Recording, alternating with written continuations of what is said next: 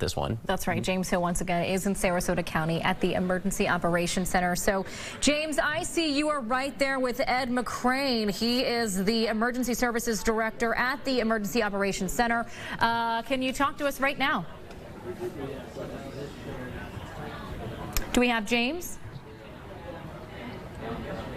How much time can I? Hi, James. Can you hear us? Hey, it's James Hill. We're here in Let's see if we can get right back to James. We're here in Sarasota at the Emergency Command Center. We're joined by this gentleman here, Mr. Ed. And Ed, tell us a little bit about what's going on and how important this whole entire situation is. Oh, wow. Well, you're in the Emergency Operations Center, MAC, a Multi-Agency Coordination Center. This is a room where we gather all of our partner agencies, law enforcement, fire rescue, Red Cross, Salvation Army, county departments. Everybody's here. We've been here for the last couple of days. We went into lockdown last night at 11 o'clock.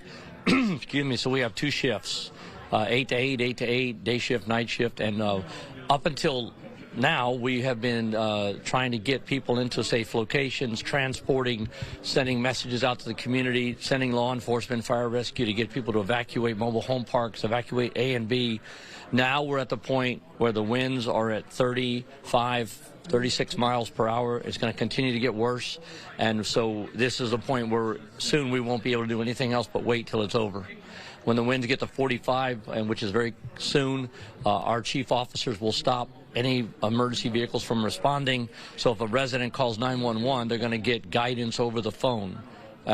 You know, it could be everything from delivering a baby to stopping the bleeding to teaching somebody how to do CPR. But so that's why it's important for people to be at a safe location. Right now, there's still an opportunity if people can get to us evacuation shelters nearby safely. Then they need to do that. But at some point, it's going to be too dangerous to be on the road, so they need to look in their home or where they're at, or in a building where they're at, and find a safe room away from windows and doors that they can gather people, get down low if you start hearing things breaking around you. This is a serious storm. We're looking at a 4, maybe a 5. It doesn't matter if it's a 3, 4, 5. This is dangerous. It's going to do a lot of destruction. It's going to be a lot of wind, a lot of rain. The eye wall, we're told, is 50 miles wide. And the strongest winds are on the outer edge of that eye wall. So right now, people need to do everything they can to get into a safe position. And then when it's over, our crews will be there.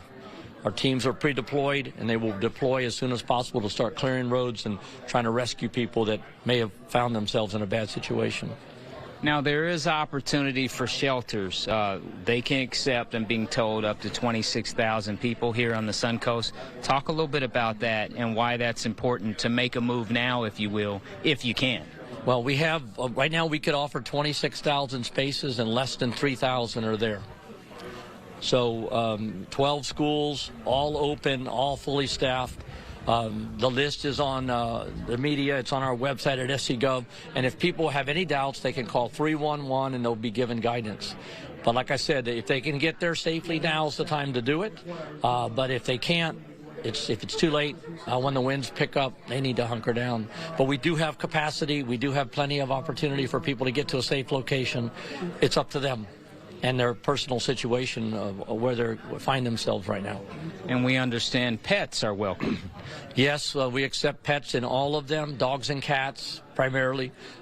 They should be in a crate. You know, we do have some crates, if people, you know, as a spare if somebody forgets. But if at all possible, they bring the food, the bowls, the leashes, the crate, documentation that shows they have their vaccinations and stuff. Obviously, we will accept them in, and they'll be taken care of. In terms of this command center, tell us some of the things that are going on to help people.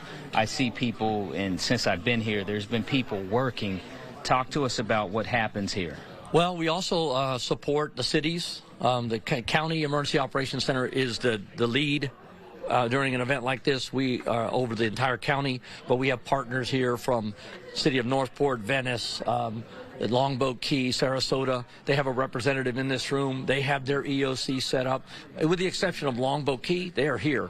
Their town manager, their head department heads are here, but everybody else has a liaison. So they have needs in the city. All the requests come here, and if we can't fill that request, we pump it up to the state EOC. So we're doing resource requests. We're checking on our own teams. We have first-in teams located in 9 locations throughout the county. hunkered down, ready to deploy as soon as they can to clear roadways. We're talking to the state. Search and rescue teams are being staged to come in. Food and water trucks are being staged to come in. Obviously, they got to stay outside of the danger area, and once the winds die down, they can roll in. So we're doing all that coordination here, talking to the hospitals, talking to assisted living facility, just about everything. Red Cross is talking about what are we going to do after the shelters are done. We need to have shelters for people that may have lost their home. So I got Red Cross working on that. Salvation Army, All Faith Food Bank are working on food. FDLE, Florida Highway Patrol, they have representatives here. I've got a team from the National Guard, a command team of a colonel and a sergeant major in this building that are going to be the leaders over 1,100 National Guard troops that are going to deploy throughout the damage area to assist. So a lot's going on, a lot of coordination, but right now we are at the point where we can't do anything else. We have to watch the storm go by, and as soon as it's over and the winds drop down below 39, we'll roll. And we'll be out there in the community doing whatever we can to restore utilities, all that. And I'd like to say something about that. Everybody who lives on a barrier island, last night, utilities from all your cities and the county had to shut off the water and shut down the wastewater system. So that means even if there's not a lot of damage out there, it's going to take us about 12 hours to get that reinstated, make sure the bridges are safe to cross over. And then once that's all done, we can go ahead and say, you can go back to your island home, on the islands. But that's something people need to realize. Driving during a time of stormy weather, so to speak, where you look up and there's waters on the road, can you talk a little bit about that and the safety part of it and how dangerous it can be? Yeah, it is very dangerous to drive through water. A very little amount of water can move your car. You can stall out and be stuck there. Also, you don't know what that water's hiding. There could be debris. There could be down power lines. There could be a sinkhole that developed because a water main underneath it broke, and you could find yourself drowning. So we say turn around, don't drown.